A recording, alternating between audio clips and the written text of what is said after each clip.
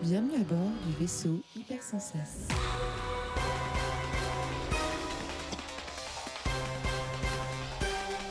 Bouillard. Bonjour, bonsoir, bienvenue dans un nouvel épisode de Croissant Outcast, le spin-off de votre comics Outcast préféré évidemment, puisqu'il y en a qu'un. Le principe de Croissant Outcast, c'est on vous parle de BD, on vous parle de manga, on vous parle de comics, mais toujours en version française. Nous sommes au Studio 17 qui nous accueille encore comme d'habitude et on leur fait des gros bisous. Et bien sûr, je ne suis pas seule pour parler de bande dessinée en VF. Je suis bien entourée de XT, Regen et Nivrae. Bonjour, bonjour. Voilà. Bon, ça va être l'épisode de la flemme pour moi parce que j'ai pas de bouquin. Donc je vais passer la parole à XT qui est tout chaud tout prêt pour nous parler de son choix. Je suis tout chaud tout prêt. Je sors du four. 280 degrés. Bah, comme un petit pizza. croissant. Comme un petit croissant. Voilà. 280, c'est peut-être beaucoup pour le croissant. Je sais pas, j'ai jamais fait de croissant, mais. Il sera peut-être pas moelleux. Ouais, il sera peu- pas un peu grillé. Ouais. Ouais, je sais pas. C'est C'est plus une température pizza. Mais c'est peut-être le croissant de machin gros lait là. ah, Ah. Cédric Grolet. Il fait toujours des trucs chelous et il les vend cher. Mm. Il y a un concept. mais Bref, ton bouquin. Et quel bouquin? De quoi je vous parle aujourd'hui? Je vous parle d'une œuvre qui m'était... L'idée m'est venue tout simplement en étant parti voir l'exposition de la BD à Beaubourg. Centre Pompidou. Voilà, tout à fait. Magnifique expo dont on vous a déjà parlé. Tout à fait. Et pourquoi, enfin du coup, qu'est-ce qui m'a tapé dans l'œil en fait? Des planches. Et puis à un moment, je fais oh, putain, c'est beau ce truc-là. C'est à peu près ce que j'ai vu, quand j'ai vu la planche, c'est presque ce que je me suis dit. Je me suis dit, même si c'est de la merde, j'achète. Ok. Alors, il se trouve que c'est loin d'être de la merde. Mais du coup, je vais vous parler de Philippe Drullier et de son grand œuvre qui est Salammbô. Alors, qu'est-ce que c'est donc ce truc? Salammbô, certainement, pour beaucoup d'entre vous, ça vous dit quelque chose. C'est normal. On parle bien d'une adaptation en BD de l'œuvre de Gustave Flaubert. Donc, qui met en scène Carthage et des chefs de guerre qui font la bagarre, des bagarres avec Mato et Narr'havas. Du coup, Drullier prend ça, ce concept-là, il prend le texte verbatim et il va le coller avec des dessins. Sauf qu'il va en faire une version complètement futuriste. C'est-à-dire que le récit, normalement, se passe plutôt avant Jésus-Christ, quelques siècles avant Jésus-Christ. Là, il décide d'en faire un contexte futuriste façon planète. Mais pour ça, il va utiliser en fait son héros, son personnage qu'il a accompagné dans les pages de Métal Hurlant avec Lone Sloan. Et ça va être son entrée, Lone Sloan qui est un espèce de pirate de l'espace, un gars qui se balade, qui a des aventures dans différents endroits de Il a l'espace. un pistolet dans le bras. Non, c'est pas, il n'est pas Cobra malheureusement. Du coup, il va arriver sur cette planète et en fait prendre le rôle du personnage principal du récit de Salammbô.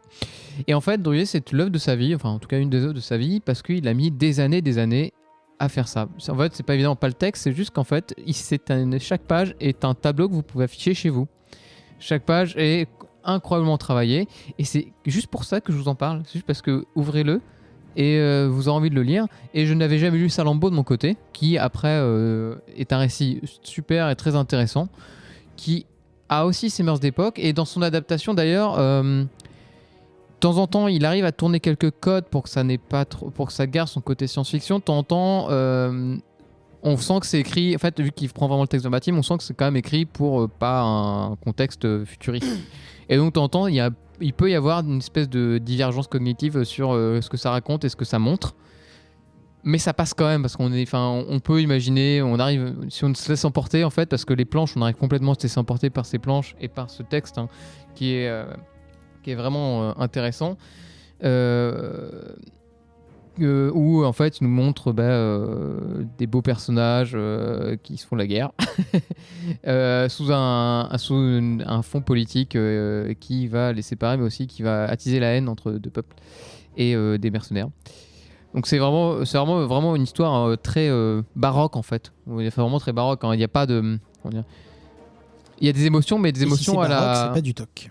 Il y a des émotions, mais on n'est pas sur de l'émotion, on va dire, moderne. On va s'attacher au personnage, mais on a quand même une certaine distance, comme quand on lit un moment d'histoire, quoi. Il y a quelque chose comme ça, il y a quelque chose de ça là-dedans. En tout cas, pour moi, c'est ce que ça m'a fait. Et donc, je conseille ça à tout le monde pour ceux qui veulent s'exploser les yeux et puis lire une œuvre culture, on va dire, classique, sous un format un peu différent.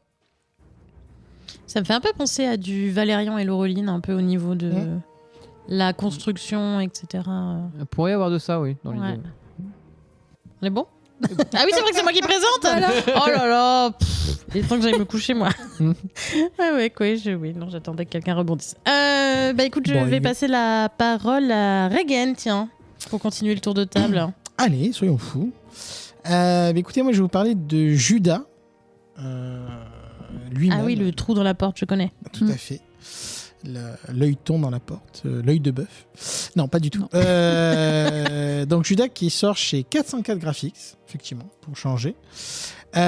Qui est sorti là aussi tout récemment, le 24 octobre de cette année, pour 22 €.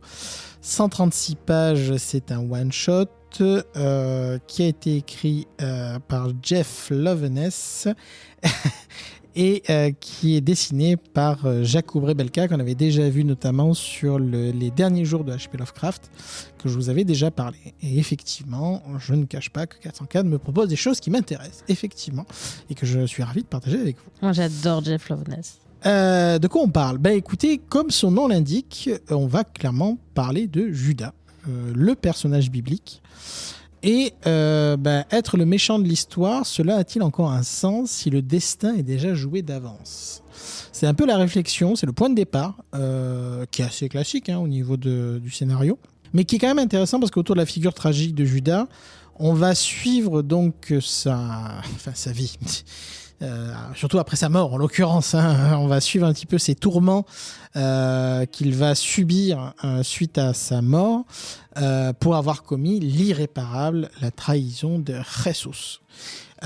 Et la question va être effectivement, est-ce que le pénitent le passe, j'ai envie de dire, effectivement.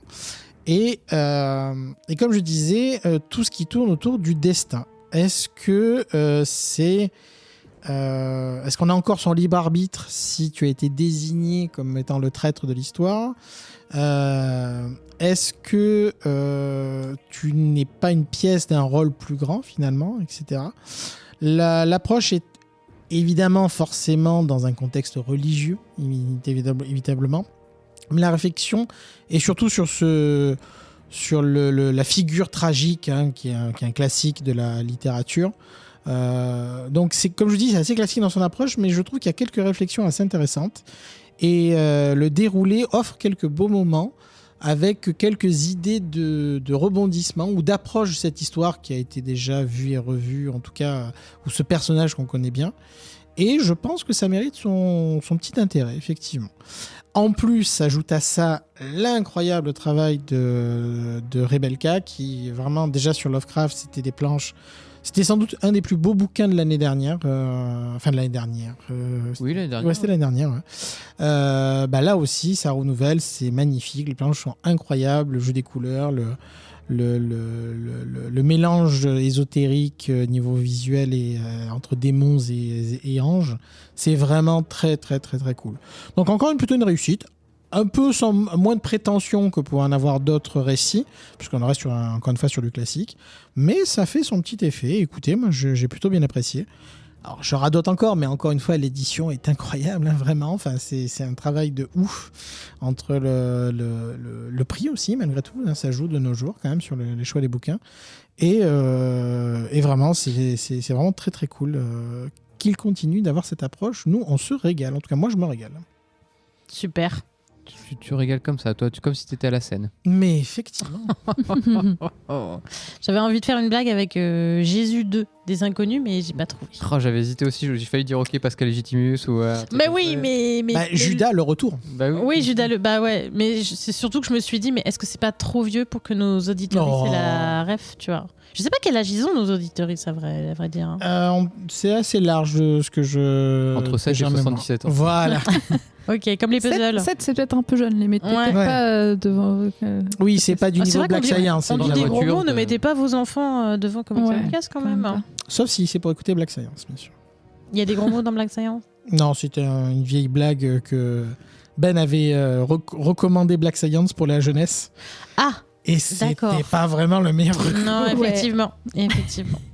Bref, merci beaucoup. Mais non. Du coup, pour terminer le tour de parole, je vais donner la parole à Nivray. Et moi, par contre, je parle jeunesse. J'ai décidé que je parlais que jeunesse.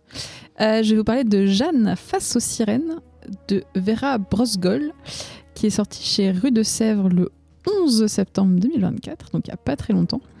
Donc c'est une autrice et animatrice américaine. Elle a travaillé entre autres sur Le Fantôme d'Anya, pour lequel elle a eu l'Eisner adolescent en 2012. Et côté animation sur Coraline et l'étrange pouvoir de Norman. Ah. Donc elle fait vraiment de l'animation. Voilà. Très très cool. Une chose qu'on connaît en plus, c'est cool. Donc Jeanne face aux sirènes, on est dans un petit bourg, j'estimerais époque 19e siècle à peu près. Au doigt mouillé. Ouais, au doigt mouillé. Hein. Donc il n'y a pas encore de voiture, mais ils ont des maisons, quoi. En pierre. Jeanne, c'est une ado ordinaire. Elle se trouve pas très belle. En fait, elle correspond pas aux standards de beauté, c'est sûr. Elle a un peu d'embonpoint, elle a des taches de rousseur, et en fait, elle ne s'aime pas. Mais il n'y a pas qu'elle qui ne le s'aime pas. Apparemment, ses parents non plus ne l'aiment pas vraiment, et elle n'a pas vraiment d'amis non plus.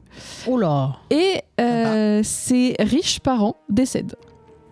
Jeanne, étant une fille, elle se retrouve dépossédée de tous ses biens, sauf si elle se marie.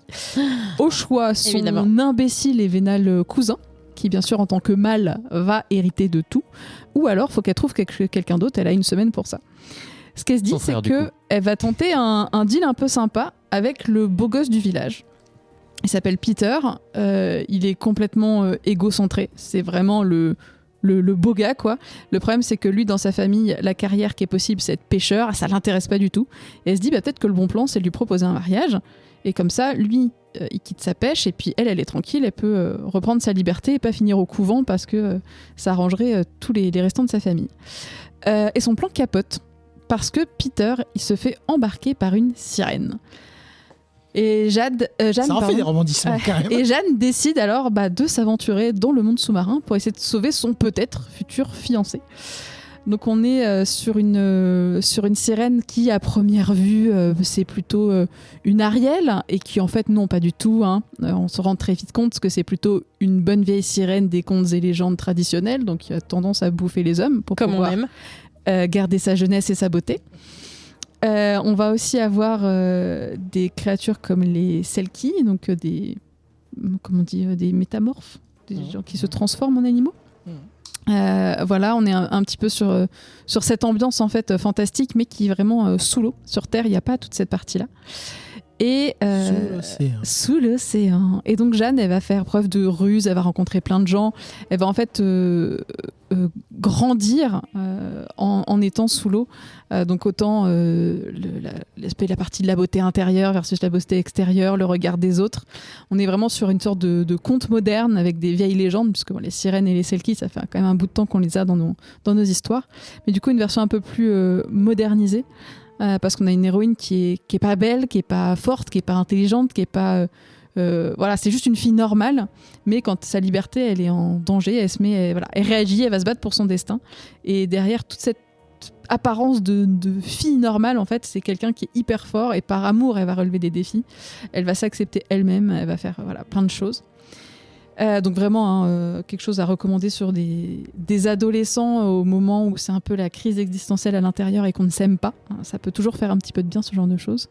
Côté graphisme, c'est tout en rondeur, plutôt tout mignon, très sympa, très coloré. Comme je disais, l'autrice a travaillé sur l'animation et ça se voit. On est vraiment sur voilà, des dessins tout ronds. C'est pauvre en décor.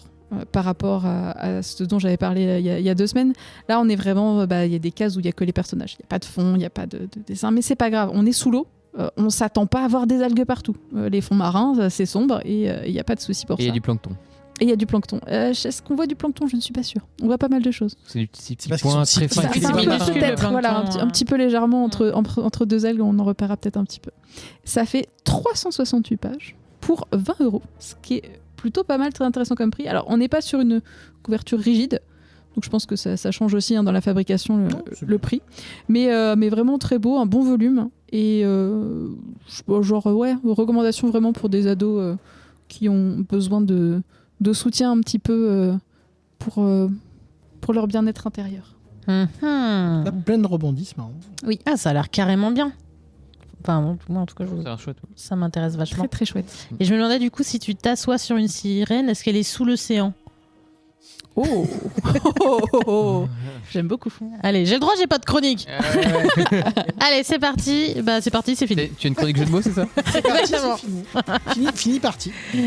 Merci tous les trois pour Oui. ces chouettes recommandations. Merci évidemment au Studio 17 à qui on refait des gros bisous pour nous accueillir pour cet enregistrement. Et voilà. Et quant à vous, chers auditeurs, chères auditrices, nous espérons que vous serez au rendez-vous pour le prochain épisode. Des bisous, à bientôt. Des bisous.